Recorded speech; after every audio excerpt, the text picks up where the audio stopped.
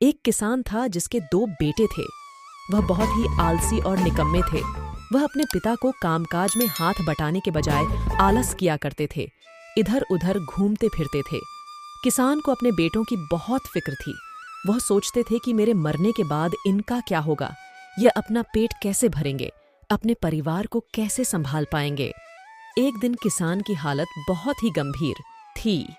कहने का मतलब, किसान मरने की हालत में था।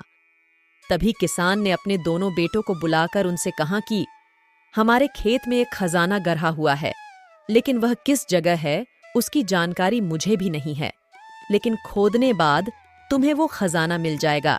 इतना कहकर किसान भगवान को प्यारे हो गए। खजाने की खबर सुनकर दोनों बेटों के मन में लालच आ गया और वो दोनों खेत पर चले गए और खेत को खोदने लगे। खजाने के लालच में कुछ ही दिनों में पूरे खेत को खोदने के बाद वह घर जाकर बैठ गए और वह अपने पिता को कोसने लगे। इसी तरह कुछ महीने बीत गए और वर्षा ऋतु का आगमन हुआ।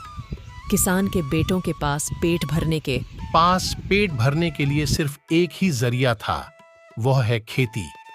तब बाकी किसानों की तरह किसान के बेटों ने खेत में बीज बोने शुरू कर दिए कि पानी पाकर वह बीज अंकुशित हुए और देखते ही देखते खेत लहराने लगे।